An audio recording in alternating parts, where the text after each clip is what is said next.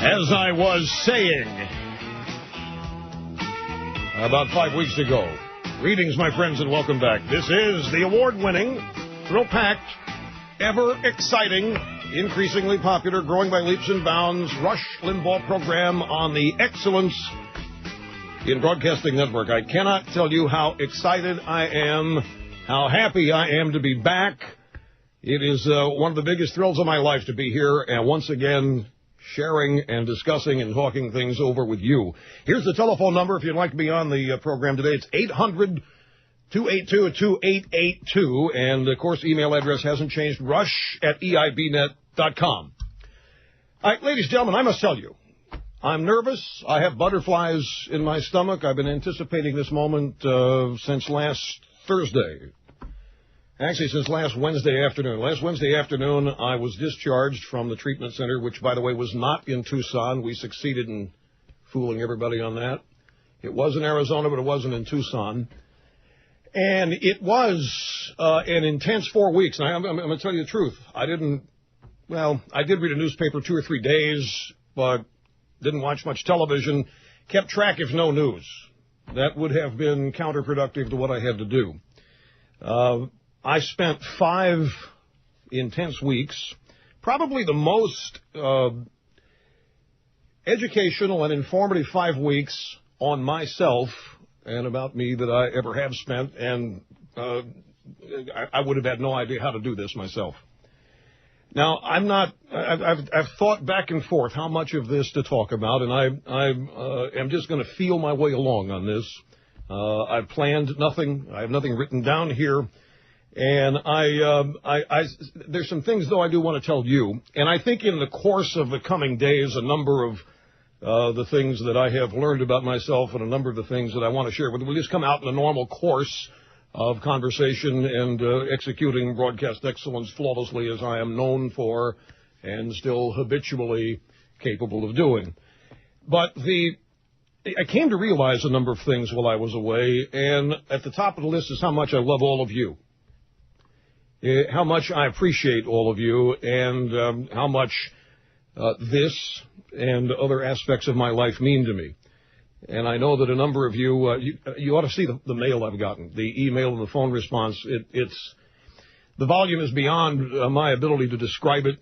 You wouldn't believe it. And if I told you how much it is, people would think hype. But it's so voluminous. It's so amazingly supportive that it's just gratifying. I have tremendous amount of gratitude for all that you have done for me over the course of my life. And I've always told you people at holiday time, Thanksgiving and Christmas, because many of you have shared with me how much this program has meant to you over the years, and I've always said to you that no matter how much it means to you, you have no idea how much it means to me. Your being there, and that is as true as ever, if not more so. What I endured was a wonderful process. It's something that at some point, I think what I went through in these last 5 weeks is as important as the first grade, and maybe the second grade. It's something that I don't have any regrets, but I wish that's something I could have done 30 years ago.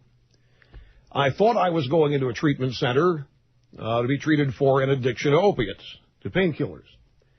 And I was, but it's so much more than that. It is about so much more than that.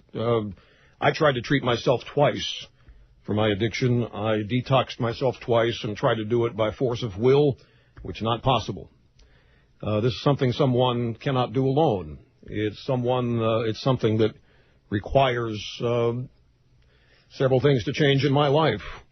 And those things are good. These things are quite necessary, and I have to put this recovery that I am in first and foremost. It's something that is now a priority for me, and I cannot turn it over to anybody else. Nobody can do it for me. It's something that I must do, but I can't do it alone either. It's an amazing thing. Those of you who have gone through this, and those of you who are in successful recovery know what you have gone through to succeed and what's ahead of you, and you know what's ahead of me. And it's not something that I want to spend a whole lot of time talking about to those of you who don't, although, as I say, over the course of the coming weeks and days, I think it'll just naturally be a part of me, these 5 weeks and the things that I learned about myself, you just will witness it. I don't want to sit here and start telling you, this is going to happen, and this is going to happen, and this is going to happen. I think you'll just be able to decipher it and understand it as it is happening. Now, one other thing. Ladies and gentlemen, I know that because of some comments I got, many people feel and think that when you go to a rehabilitation center for addictions or other things, that the people in there turn you into a linguini-spined liberal. And that's not true. No effort was made whatsoever. There's no ideological reference whatsoever to in these things. It has nothing to do with it. So I am who I am. Nobody made any attempt to change me in terms of my core and this sort of thing, other than as it relates to the problem I have, the addiction. But that's, again, something that I deal with myself. And there's a part of it that will be shared. But, again, I'm really struggling. I want you to know that I've got mixed emotions. I'm so excited about what I've learned, I want to tell you all about it. And then there's another part of me that says, no, that's not what you want. And so that's it. I have to do what's best for me if I'm to succeed at this. I can no longer anticipate what I think people want and try to give that to them. I can no longer try to live my life by making other people happy.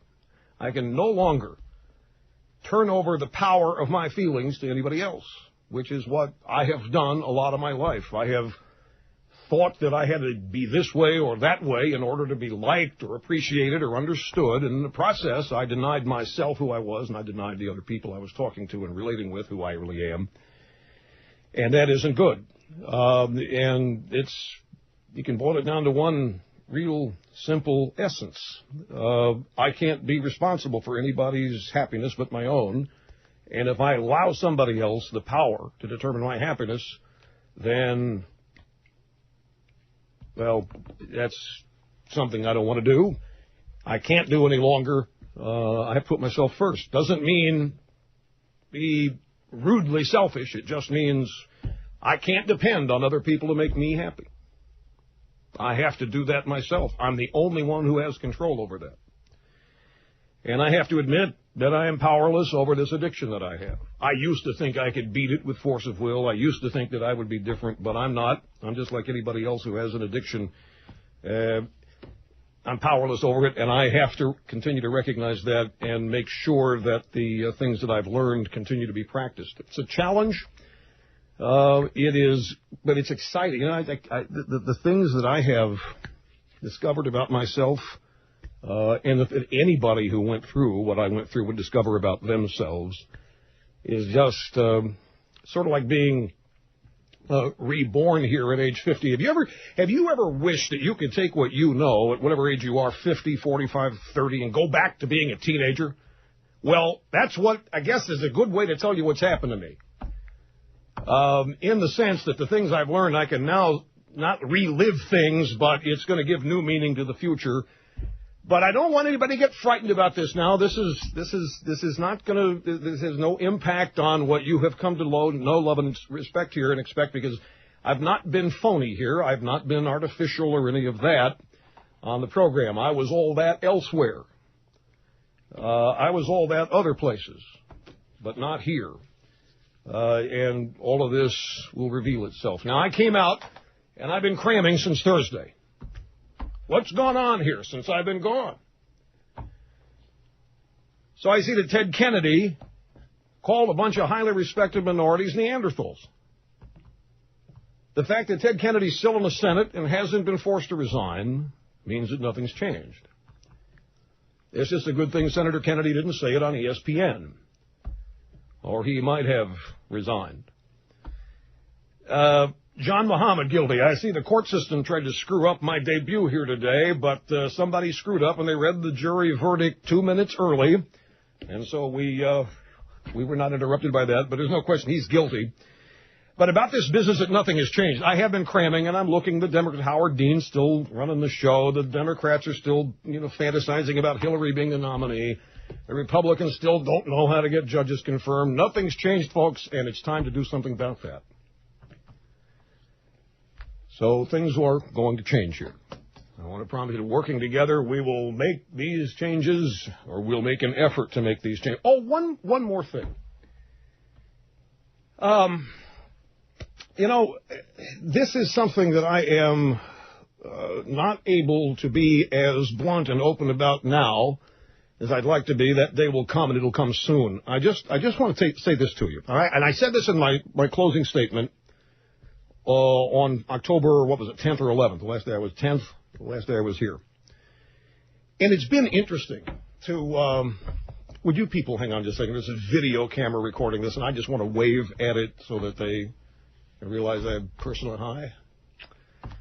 We're going to send this to the media. I thought about coming out, opening up on steel tariffs and the budget deficit, some real boring, dull, dry stuff, because that's what we're going to give the media, but I decided, nope, no act, just be who I am. This was fascinating for me over the weekend. I did read some of the so-called experts predicting what I will now be like, and who I will now be, and what must have happened to me while I was gone.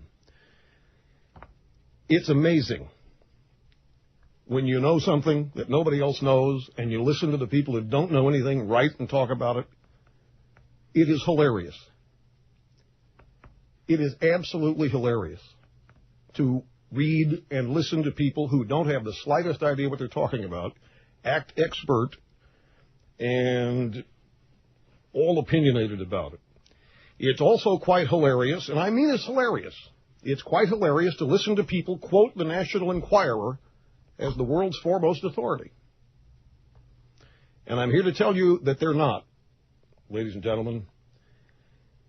What you know, what you think you know, you don't know. But you will when I'm able to tell you all about it, and I hope that's going to be very, very soon. I'm not hiding, by the way. There was some speculation earlier today that I didn't want people to know where I am. My guy, the photographer's all over the route into town. I'm in New York. You know, I'm in the EIB Northern Command. I'm going to be here most of the week, ladies and gentlemen. There's no hiding about this. I know the sky probably seems brighter today to you, no matter where you are. The air is cleaner. The water is purer. And it's not because the environmentalist wackos. It's because I'm back. Right? Golden EIB microphone still golden. The uplinks and the downlinks that connect the EIB network, the satellites to you, are uplinking and downlinking. The truth is now back on the airwaves. Equal time is back in America. By the way, speaking of, let me thank these guys.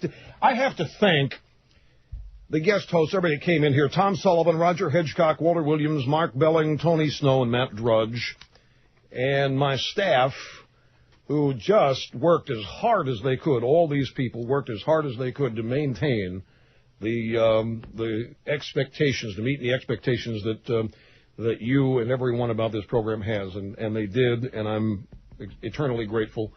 I'm eternally grateful for all your support. I'm pondering ways of letting you know how much it means to me.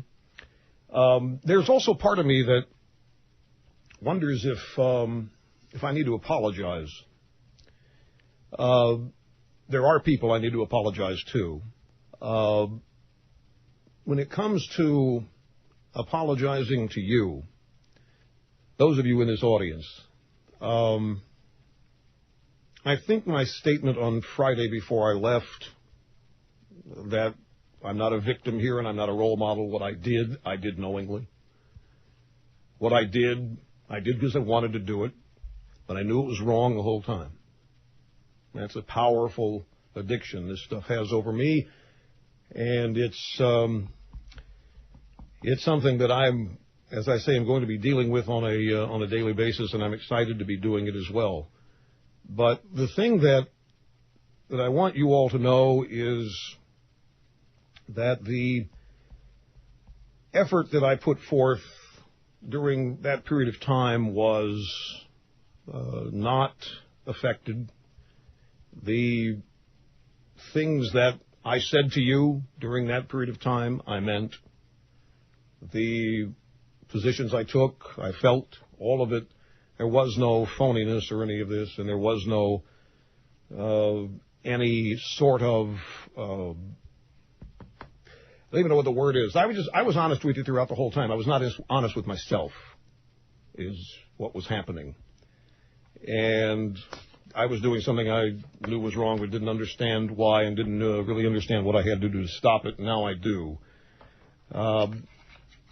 As I say, I'm really eager to share these last 5 weeks with you because I think that they are things that could benefit people. I think they are things that could benefit you, anybody, whether you have an addiction problem or not.